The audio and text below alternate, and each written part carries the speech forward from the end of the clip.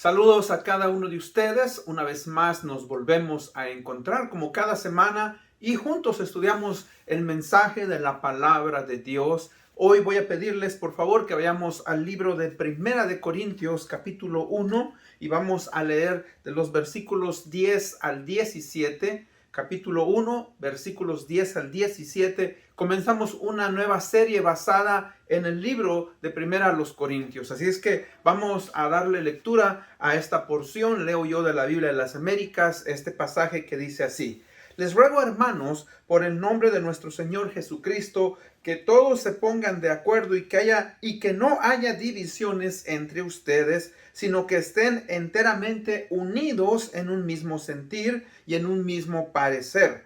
Porque hemos sido informados acerca de ustedes, hermanos míos, por los de Cloé, que hay discusiones entre ustedes. Me refiero a que cada uno de ustedes dice: yo soy de Pablo, otro yo de Apolos, otro yo de Cefas y otro yo de Cristo. ¿Está dividido Cristo? ¿Acaso fue Pablo crucificado por ustedes o fueron bautizados en el nombre de Pablo? Doy gracias a que no bauticé a ninguno de ustedes, excepto a Crispo y a Gayo, pero que nadie diga que fueron bautizados en mi nombre. También bauticé a los de la casa de Estéfanas. Por lo demás, no sé si bauticé a algún otro, pues Cristo no me envió a bautizar, sino a predicar el evangelio, no con palabras elocuentes, para que no se haga vana la cruz de Cristo. Vayamos a Dios en oración. Padre, gracias por tu palabra, gracias por este privilegio y oportunidad que nos das de poder estudiarla. Señor, venimos como creyentes, venimos, Padre, como iglesia, pidiéndote que nos ayudes, Señor, a desarrollar esa unidad y armonía que es tan importante y necesaria, Señor, en la iglesia local. Ayúdanos como individuos y miembros del cuerpo de Cristo a entender, Señor, que debemos de aprender a trabajar en nuestras diferencias, en nuestros gustos, Señor, y por el bien de la causa y por, Padre, el evangelio, y por ti y por amor a ti, Señor, tener una iglesia que siempre, Padre, esté en armonía y unida, Padre, y que si hay entre nosotros división y que si hay, Señor, entre nosotros diferencias, en amor a Cristo, Padre, poderlas trabajar y poder seguir adelante en la obra que tú nos has encomendado. Pedimos esto en el nombre de Cristo Jesús, nuestro Señor y Salvador. Amén.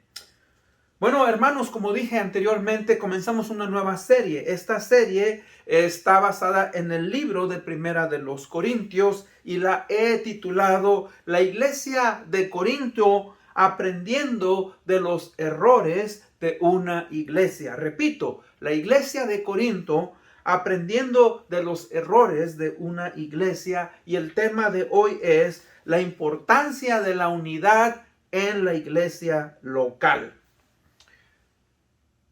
En el relato de Lucas, en el libro de los Hechos, Lucas escribió el Evangelio de Lucas y el libro de los Hechos. Vemos la historia en el libro de los Hechos, sobre todo en el capítulo 2, la historia de una iglesia naciente en Jerusalén que tiene un gran futuro. De hecho, si usted va al libro de los Hechos, capítulo 2, de los versículos 44 al 47, nos habla del gran futuro de esta iglesia. Nos dice lo siguiente, dice: había unidad, compartían con todos según sus necesidades, estaban en el templo continuamente, comían juntos con alegría y sencillez, alabando a Dios y hallando favor con todo el pueblo, y el Señor añadía cada día al número de ellos los que iban siendo salvos. Esto que acabo yo de leer es algo que es el anhelo de toda iglesia cristiana. Esa es la motivación espiritual de toda iglesia cristiana. O sea, tener unidad, el estar constantemente alabando a Dios en el templo, el tener compañerismo cristiano, el de poder, ¿verdad?, tener favor con la gente de afuera. Y no solamente eso, sino tener crecimiento. Dice que el Señor añadía día a día los que iban siendo salvos. O sea, que este es el modelo que debemos de seguir las iglesias cristianas. El poder ser una iglesia con las características descritas en la iglesia de Jerusalén. Ahora, la historia cambia en unos capítulos más adelante en el libro de los Hechos. Si usted lee el libro de los Hechos, se va a dar cuenta que más adelante pues ya se empiezan a desarrollar algunos problemas. La realidad en la iglesia es que como somos creyentes con una naturaleza pecadora, es que a veces vamos a tener conflictos. Por ejemplo, vemos en el capítulo 5 que hay mentira, hay engaño entre los miembros, hablando de Ananías y Zafía, que venden una propiedad y traen ese ganancia, pero mintiendo. Después vemos que también hay persecución a los apóstoles. Vemos que hay prejuicio y favoritismo entre los hermanos de la iglesia de Jerusalén con los hermanos, ¿verdad?, que son de preferencia de habla griega. Capítulo 6:1. Vemos entonces que hay muerte cuando muere el primer mártir Esteban. Luego muere, ¿verdad?, el apóstol Santiago. Y bueno, vemos, hermanos, que hay esparcimiento de la iglesia. La iglesia tiene que ser, sale de Jerusalén. Todo eso vemos pues que nos habla de las realidades que vienen por causa de un crecimiento natural, pero también por causa del pecado en alguno de sus miembros. O sea, esto nos habla de una de las realidades de la iglesia del Señor Jesucristo. Recuerde una cosa, no hay perfección en la iglesia del Señor Jesucristo mientras la iglesia esté en este mundo. ¿Por qué? Porque la iglesia está compuesta de gente que sí ha sido redimida por el Señor Jesucristo, pero que aún son afectados por la naturaleza pecadora. Y que algunas veces vamos a tener problemas y esos problemas son a veces inevitables. Ahora reconozcamos algo, algunas iglesias son mejoras que otras, en doctrina, en amor, en servicio, pero todas las iglesias tienen en cierta manera sus problemas.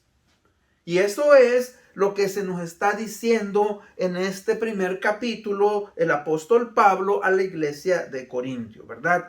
Que la iglesia, obviamente, aunque es de Cristo, no estaba obviamente ajena a tener problemas. Y por favor, si usted aún no tiene una iglesia, si usted está escuchando este mensaje y está en el proceso, ¿verdad?, de formar parte de ser miembro de una iglesia, no diga, bueno, entonces, ¿para qué, verdad, ir a la iglesia si hay pleitos, si hay divisiones? No piense así. Debemos de, verdad, tener esa unidad y debemos de buscar cómo ser miembros de una iglesia, porque eso es algo bíblico y vamos a verlo en estos pasajes que vamos a estudiar. Ahora, primeramente, como estamos iniciando este estudio en la iglesia de Corinto, vamos a ver algunos detalles. La iglesia de Corinto fue fundada por el apóstol Pablo. Por eso él empieza diciendo, Pablo, llamado a ser apóstol de Jesucristo por la voluntad de Dios, y Sóstenes, nuestro hermano, a la iglesia de Dios que está en Corinto. O sea, Pablo la fundó. Usted lo puede ver en el libro de los Hechos, capítulo 18, versículos del 1 al 17. Él la fundó aproximadamente del año 50 al 54 después de nuestro Señor Jesucristo. Y él estuvo en esta iglesia alrededor de año y medio, porque nos lo dice ahí en el versículo 11, capítulo 18, 11. Ahora, la iglesia de Corinto era una iglesia especial, como todas las iglesias. Se encontraba situada en un área muy privilegiada y era una de las colonias más prominentes del Imperio Romano. Tal vez después de la misma Roma y de la ciudad de Alejandría, por tener una situación estratégica en el Imperio Romano. Era un puerto estratégico, era una conexión entre Europa, una conexión entre Asia Menor y una conexión entre África. Ahora, como todas las ciudades que tienen comercio, que tienen riqueza, opulencia, prosperidad, que tienen gente que constantemente está llegando, y muchos grupos étnicos, tenía una influencia bastante fuerte del mundo.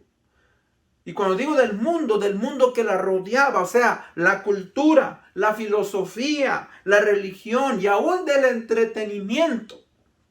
Era una ciudad muy parecida a la ciudad de Las Vegas, una ciudad muy parecida a la ciudad de Nueva York, una ciudad muy parecida a la ciudad de Los Ángeles y muchas otras, ¿verdad?, que están en el mundo por estar, ¿verdad?, en un lugar estratégico y ser lugares donde llegan muchas personas.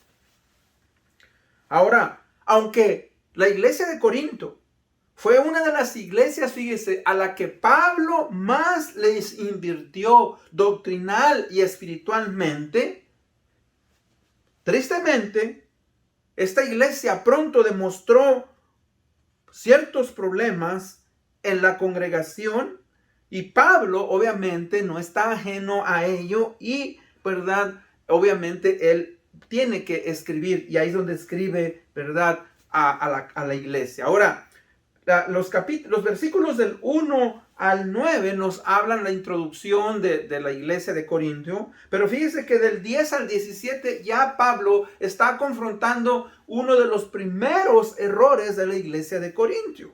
Y uno de los problemas de la iglesia de Corinto es que se presentan grupos o bandos en la congregación. O sea, que la congregación, mis hermanos, la iglesia estaba en peligro de dividirse por causa de estos grupos o bandos. Había diferencias entre los miembros de la iglesia y obviamente había preferencia de ciertos grupos, miembros de los cuales, ¿verdad?, ellos preferían a ciertos pastores, a ciertos líderes y menospreciaban a otros hermanos. Por ejemplo, usted puede ver ahí, cuando dicen, yo soy de Pablo, yo de Apolos, yo de Cefas, Cefas es Pedro, yo, y otro dice, yo de Cristo. Y Pablo dice, ¿está dividido Cristo? ¿Acaso fue Pablo crucificado por ustedes? ¿O fueron bautizados en el nombre de Pablo? O sea, que había un grupo que era fiel a Pablo. Otro grupo que era fiel a Apolos, otro grupo que era fiel a Pedro. Y también había un grupo que tenía en poca estima a los demás hermanos, a los demás ya mencionados y a su ministerio. O sea, ellos afirmaban y eran orgullosos y decían, nosotros somos seguidores de Jesucristo solamente. O sea, se sentían superiores, más espirituales, lo cual también, ¿verdad?, estaban equivocados. No es que uno no debe de ser seguidor del Señor Jesucristo, pero recuerde, Cristo usa líderes, pastores, hermanos en la iglesia para que podamos crecer y desarrollarnos. O sea que Pablo empieza a tratar de ayudar a estos grupos, a estos bandos, para explicarles la naturaleza de la iglesia del Señor Jesucristo como un cuerpo. ¿Y cuál debe de ser la actitud apropiada hacia él mismo y sobre todo la importancia de esa unidad en la iglesia local? Y para esto vamos a ir entonces al primer punto, la importancia de la unidad y la armonía en la iglesia local. Pablo les dice que, ¿verdad?, se pongan de acuerdo y que no haya divisiones entre ustedes, sino que estén enteramente unidos en un mismo sentir y en un mismo parecer. Que no haya divisiones entre ustedes. Fíjense que ahí la palabra división en griego es esquimata. Ahí nosotros sacamos en la palabra en español cisma, que quiere decir división. Ahora, cuando usted analiza más esta palabra a profundidad, la palabra significa su raíz romper o rasgar. O sea que Pablo está diciéndole a estos hermanos que dejen de rasgarse, que dejen de romperse los unos a los otros. En otras palabras, no rompan o no rasguen el cuerpo de Cristo. ¿Y saben qué, hermanos? Uno de los elementos importantes en la iglesia local es la de estar unidos y llevar a cabo la obra de Jesucristo en armonía y en paz. O sea, ese es un deber que todos nosotros como cristianos debemos de aplicar y debemos, ¿verdad?, de llevar a cabo. El amarnos, respetarnos los unos a los otros. Fíjese, el ver las necesidades de los unos por los otros, aprender a perdonarnos en nuestros conflictos y ser de un mismo parecer en cuanto a la obra y a la dirección de la iglesia local, la iglesia por la cual Cristo Jesús murió. Cristo Jesús murió por la iglesia y Él es, ¿verdad?, nuestra guía. En Él debemos nosotros de poner nuestra mirada. Fíjese que entonces es importante entender que así como nuestro cuerpo, el cuerpo físico, tiene muchos miembros, pero todos estos miembros trabajan en unidad y en armonía, así también la iglesia local debe de estar compuesta, ¿por qué? Por miembros del cuerpo de Cristo. Cada miembro de la iglesia, cada individuo forma parte de la iglesia local y entonces debemos, ¿verdad?, de aprender a trabajar en unidad y en armonía. En Romanos 12:5 dice, así que vosotros siendo muchos somos un cuerpo en Cristo y todos miembros los unos de los otros. 1 Corintios 12:27, vosotros pues sois el cuerpo de Cristo y miembros cada uno en particular. O sea, aquí, hermano, así como el cuerpo no está separado, sino está unido por las coyunturas, por la piel, ¿verdad? De la misma manera la iglesia, los miembros debemos de vernos en unión y en unidad.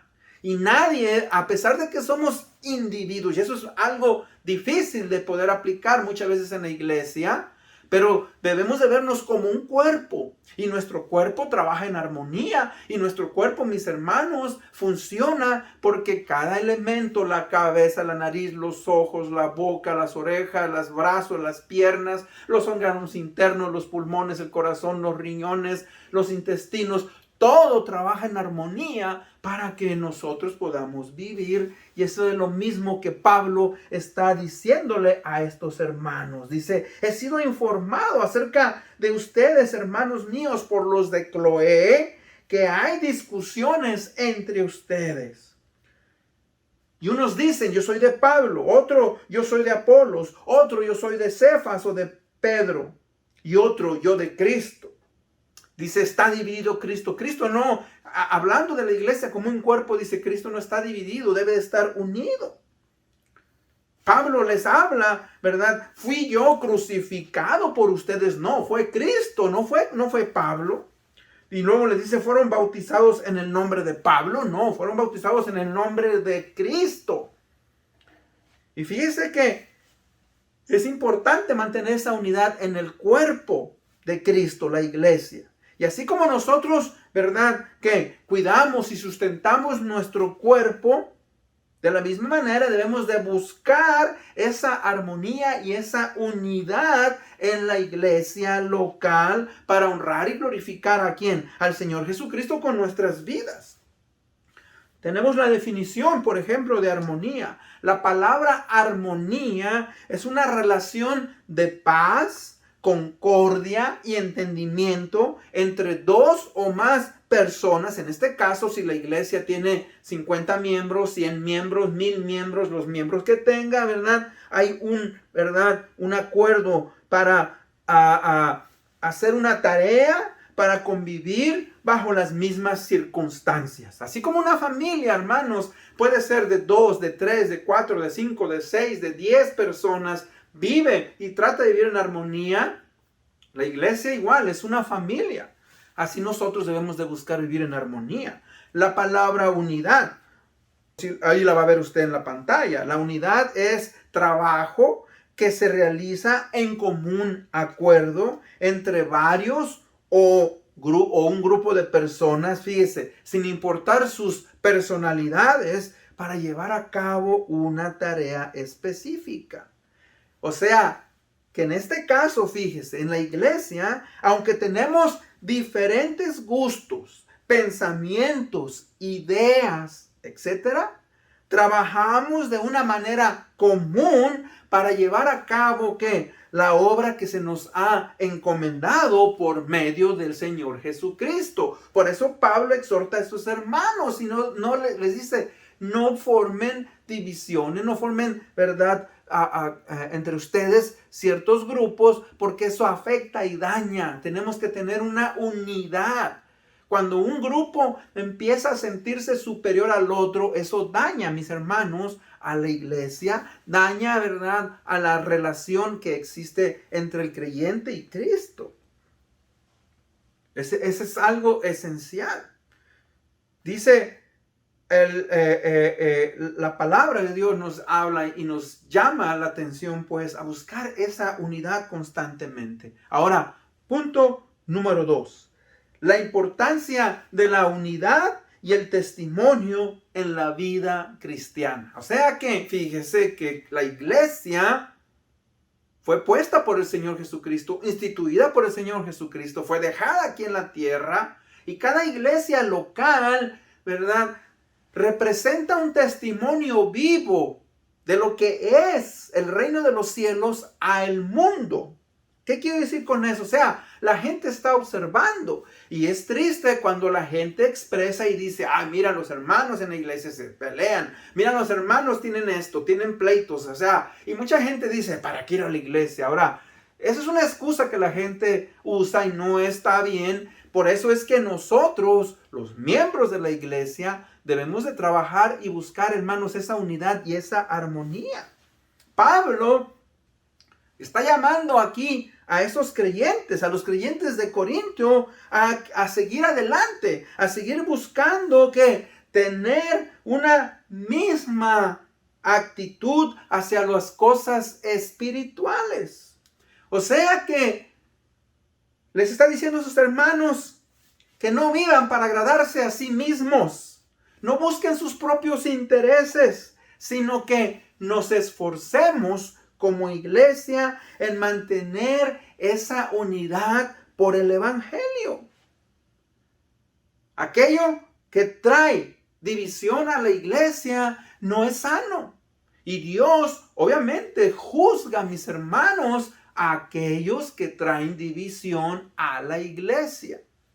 Eso no es correcto. Ahora, por eso nosotros debemos de buscar, ¿verdad?, tener una plática con nuestros líderes, con nuestros pastores y expresar nuestras diferencias. A veces, mis hermanos, son diferencias mínimas, que no nos gusta el color del templo, que porque ya no hay boletines, porque está muy caliente, que está muy frío, hoy el coro estuvo muy bárbaro, que el café no estuvo bien, que no hubo esto. O sea, todas esas son cosas, hermanos, que son cosas de niños.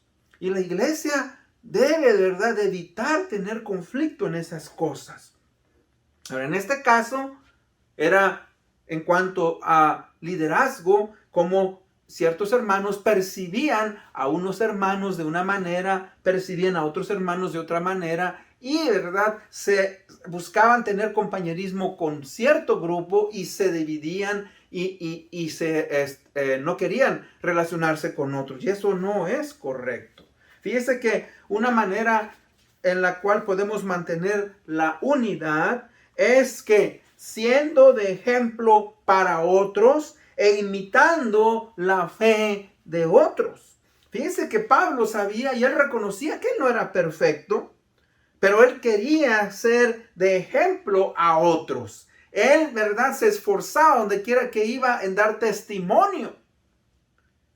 Ahora, él también sabía que en la iglesia había otros cristianos que también eran espirituales y que podían ser de bendición a la vida de otros. Por eso cuando usted analiza las cartas de Pablo, analiza el libro de los Hechos, Pablo llegaba y levantaba líderes. Llega a Asia, ve a Timoteo. llega y ve a este hermano Apolos, ve a Tito, y, o sea, instituye líderes. Él sabía que no podía hacer la obra por sí mismo, que necesitaba ayuda. Ya lo mismo, o sea, el pastor en la iglesia, él es el líder, él va enseñando la palabra de Dios, pero él no está solo. Él tiene hermanos, hermanas que lo están acompañando y que juntos están formando y están trabajando para una misma causa. Importante, fíjese. Otra es que también Pablo les advierte de hay un peligro, y el peligro es de que ellos sean engañados por su propia vanagloria, por su propio orgullo y sentirse superiores. Es lo que les dice a aquellos. Dice, otros dicen, yo soy de Cristo. O sea, ustedes no saben nada. Ustedes ponen a Pablo, ustedes ponen a Pedro, otros a Apolos. Nosotros somos superiores porque nosotros tenemos a Cristo. Fíjense que está bien lo que ellos estaban pensando en el aspecto de que Cristo, ¿verdad?, es la cabeza de la iglesia, pero no lo estaban haciendo, ¿verdad?, por honrar a Cristo. Ellos lo estaban haciendo en su propia soberbia, en su orgullo, y en eso también estaban mal porque se sentían superiores. Y despreciaban a los otros grupos en vez de traer unidad, en vez de hablarles y decirles, no, hermanos, busquemos, ¿verdad?, honrar a Jesucristo juntos como iglesia. Como iglesia. Punto número 3.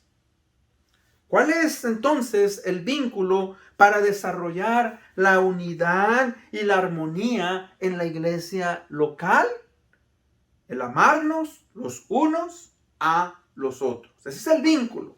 El vínculo para desarrollar unidad y armonía en la iglesia local es el de aprender a amarnos los unos a los otros. Mire, Jesucristo, conoce y conocía el corazón, la naturaleza del ser humano. En Juan 2:25 dice, y no tenía necesidad de que nadie le diera testimonio del hombre, porque él sabía lo que había en el interior del hombre, en el corazón.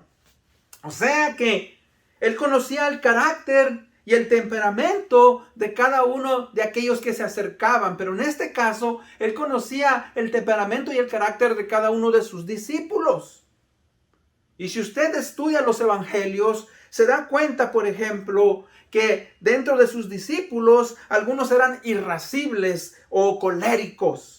Otros eran dominados por el miedo.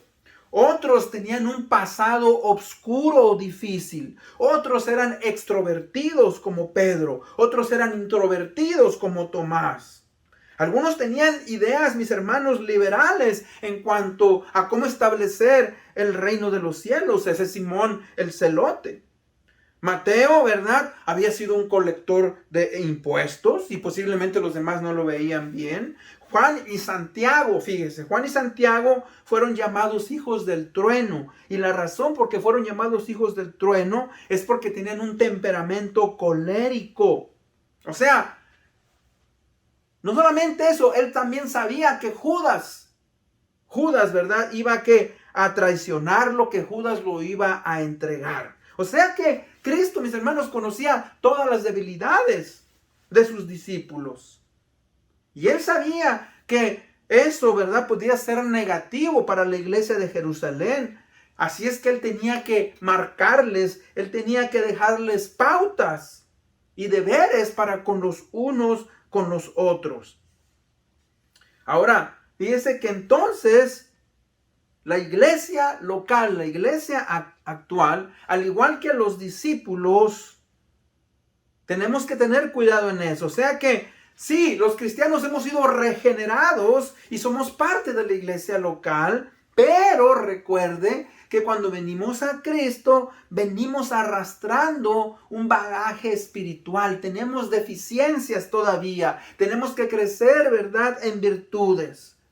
Tenemos áreas débiles que nos pueden llevar a tener un comportamiento insensible, un comportamiento áspero con otros miembros de la iglesia. Por eso es que Cristo, fíjese, establece a los discípulos y a la iglesia de todos los tiempos ese mandamiento, el amarnos los unos a los otros. Ahora, el amarnos los unos a nosotros, hermanos, implica que debemos de basar nuestras relaciones no en lo que sentimos los unos por los otros, sino lo que el amor de Dios nos demanda de los unos con los otros. Ahora, déjeme explicarle eso. O sea que a veces nos sentimos rechazados. Vemos que un hermano tiene su grupito, este otro hermano tiene su grupito, y a veces nosotros nos sentimos que no encajamos. Ahora, si nosotros nos sentimos rechazados, ¿cómo vamos a responder? Pues vamos también a rechazar a otros. Si nosotros nos sentimos ofendidos porque el pastor o porque el líder o porque el hermano no nos saludó y no sabemos por qué causa no nos saludó, venía pensando, etcétera, entonces también, ¿qué hacemos nosotros, mis hermanos? Pues también nosotros ofendemos a otros. Ahora, eso es de acuerdo al sentimiento, pero en el amor de Dios, en el amor de Cristo, Él nos demanda que nosotros no vamos a responder de acuerdo a nuestros sentimientos, sino que vamos a responder conforme al estándar bíblico. Por eso dice que nos amemos los unos a los otros.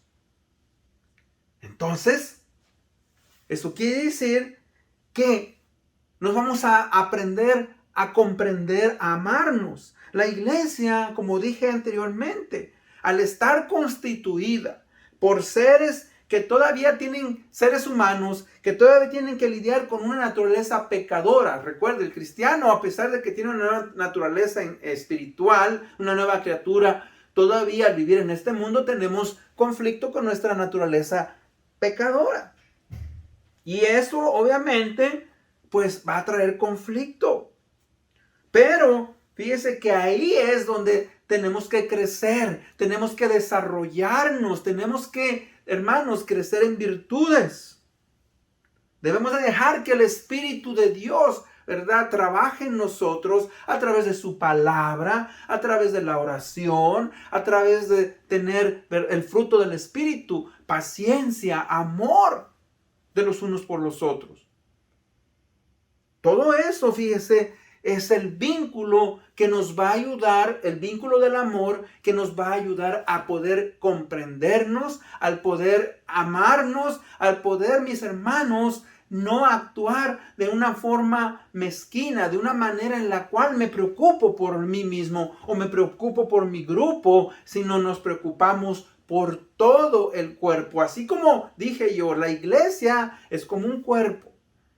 Y todo nuestro cuerpo trabaja en armonía para que, ¿verdad?, pueda funcionar. Y si la iglesia, mis hermanos, no trabaja en armonía y unidad, entonces hay división, entonces, ¿verdad?, Satanás va a entrar y va a causar estragos en nuestras vidas, en nuestra relación con Cristo. En conclusión, cuando Cristo instituyó la iglesia local, entonces Él nos marcó ciertas responsabilidades, ciertos mandamientos dentro de la iglesia. ¿Por qué? Porque esos son necesarios, como dije, para traer unidad, armonía, para vivir en responsabilidad, para poder ser enseñados y vivir, ¿verdad?, en amor los unos con los otros. Recuerde que la iglesia de Cristo debe de reflejar al mundo un testimonio de unidad y de armonía. Que los creyentes sean conocidos porque se respetan los unos con los otros, se aman los unos con los otros, porque trabajan en unidad y en armonía. El Señor Jesucristo lo dijo: en esto conocerán todos que sois mis discípulos, si tuvieres amor los unos por los otros. Y esa es una de las características que la iglesia del Señor Jesucristo debe, ¿verdad?, de expresar, que hay unidad, que hay armonía. Es una familia. Y fíjese, esa es otra de las metáforas que se usa en la Biblia. La iglesia es una familia. Ahora, aunque en las familias existen diferencias y desacuerdos en sus miembros, siempre tratamos de solucionarlas. Y si no las solucionamos, hay trágicas consecuencias para la familia. Y eso es lo mismo que puede pasar en la iglesia. La iglesia, pues, hermanos, recordemos, es una unidad. Debe de trabajar en unidad. Efesios 4:4 dice, un cuerpo. La unidad de la iglesia significa, ¿verdad?, que estamos en Cristo. Y el Señor Jesucristo ora al Padre en Juan 17, dice de la siguiente manera. Dice, Padre, que sean perfeccionados en unidad para que el mundo conozca que tú me enviaste y que los has amado a ellos como también a mí me has amado. Y fíjese que esa unidad que está hablando el Señor Jesucristo y Pablo hace referencia, se basa en Cristo, y no solamente se basa en Cristo, pero que cuando nosotros vivimos en armonía y unidad, glorificamos al Señor Jesucristo, nos fortalecemos los unos a los otros y hacemos que la iglesia sea de testimonio a un mundo que necesita unidad y en armonía. Y con eso pues en mente, mis hermanos, vamos a concluir en este día y vamos a orar para que Dios nos ayude a seguir adelante. Padre bendito, gracias te damos en este día por permitirnos estudiar el mensaje de tu palabra. Señor, como cuerpo tuyo, como miembros del cuerpo de Cristo, necesitamos vivir en armonía, Señor. Necesitamos, Padre, reconocer que debemos, Padre, ser un ejemplo, no solamente a los mismos cristianos, pero al mundo, Señor, de que podemos, Padre, vivir en unidad y en armonía. Te pido por cada iglesia, te pido por cada miembro, que aprendamos, Señor, a hacer nuestras diferencias, nuestros gustos a un lado, por amor al Señor Jesucristo. Bendícenos, llévanos a seguir en obediencia tus mandamientos. En el nombre de Cristo Jesús pedimos esto. Amén. Una vez más, les agradezco que me hayan acompañado. Dios les bendiga. Nos vemos hasta la próxima.